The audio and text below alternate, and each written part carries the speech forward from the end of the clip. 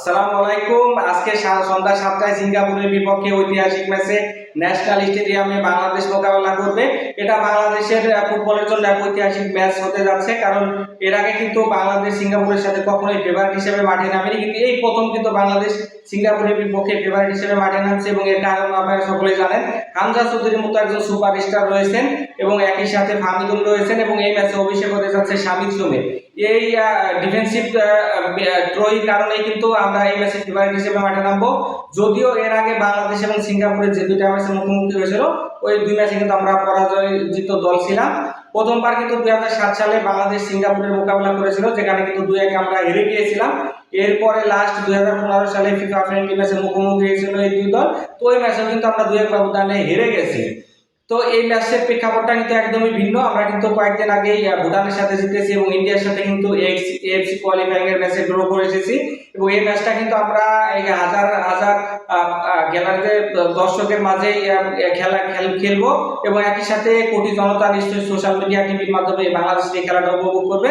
এবং বাংলাদেশের ফুটবলে যে নতুন জোয়ারের সৃষ্টি হয়েছে, এই ম্যাচটায় একটা ম্যাচ জয় কিন্তু সব ধরনের সিনারিও চেঞ্জ করে দিতে পারেন। এরপরে কিন্তু অক্টোবরে আপনারা জানেন যে ব্যাক টু ব্যাক হোম এবং অ্যাওয়েতে সিরিজ রয়েছে হংকং এর বিরুদ্ধে।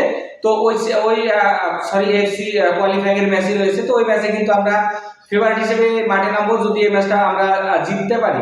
তো এই ম্যাচে না জেতার কোনো কারণই নয়, কারণ কিন্তু হামজা চৌধুরী গত ম্যাচে ভুটানের বিপক্ষে লাল সবুজ জার্সিরা কিন্তু প্রথম ইন্টারন্যাশনাল গোলের দেখা পেয়েছেন, তিনিও কিন্তু খেলার জন্য উজ্জীবিত। পাশাপাশি শামিদ সোম রয়েছেন, যদি ভুটানের বিপক্ষে তার খেলা হয়নি, এই ম্যাচে ভালো করার জন্য তিনিও মুখিয়ে আছেন। ফাহমিদুল কিন্তু অসাধারণ একজন অ্যাটাকিং মিডফিল্ডার, তো তিনিও তার সেরাটা ম্যাচে দিতে চাইবেন। তবে প্রশ্ন হচ্ছে, শামিদ সোম যদি ম্যাচে খেলে তাহলে জায়গা ছেড়ে দিতে হবে কাকে? আমার মনে হয় জামাল ভুঁইয়া, অথবা এখানে হচ্ছে অন্য কাউকে কিন্তু তার জায়গাটা স্যাক্রিফাইস করতে হতে পারে, কারণ জামাল ভুঁইয়া কিন্তু অ্যাটাকিং মিডফিল্ডের একটা রোলে হাবিয়ার কাপের আগের ম্যাচটা খেলিয়েছেন। তো এই ম্যাচে শামিদ সোম আসলে হয়তো বা তার রোলটা চেঞ্জ হয়ে যেতে পারে, অথবা তাকে কিন্তু প্রথম থেকে স্টার্টিং না করানো যেতে পারে। সেক্ষেত্রে কিন্তু টিম লাইন আপটা একটু ওলট পালট হবে। তারপরেও হয়তো ফার্স্ট হাফে একজন খেলবেন, সেকেন্ড হাফে একজন খেলবেন, যেটাই হোক আমরা কিন্তু বাংলাদেশের দারুণ একটা জয়ের অপেক্ষায় রয়েছি। এবং এই জয়ের মাধ্যমে কিন্তু আমরা যে ফুটবলে দিন দিন পিছিয়ে গেছিলাম, কিছুদিন আগে ভুটানের সাথে হেরে কিন্তু আমাদের কয়েক বছর নির্বাসনে থাকা লাগছিল, এই জয়ের মাধ্যমে কিন্তু ফুটবলে ইতিমধ্যে আপনারা জানেন যে দর্শক কিন্তু ফিরতে শুরু করেছে হামজা শামিদ সোমদের হাত ধরে। আশা করি এই ম্যাচটা জিতে বাংলাদেশের ওয়ার্ল্ড র্যাঙ্কিং এর কিছুটা উন্নতি হবে, এবং পাশাপাশি এএফসি কোয়ালিফাইং এর যে মূল ম্যাচ অনুষ্ঠিত হবে 2027 সালে সৌদি আরবিয়ায়, সেখানে কিন্তু আমরা ওঠার লক্ষ্যে এক পা এগিয়ে যাব। এরপরে কিন্তু ভারত এবং হংকং এর বিপক্ষে ম্যাচ রয়েছে, এবং ওই ম্যাচগুলো কিন্তু আমরা চরম আত্মবিশ্বাস নিয়ে যাবো বলে আমার কাছে মনে হয়। এই ম্যাচটা আমাদের ফুটবলের পুনর্জাগরণের জন্য জয় খুবই দরকার।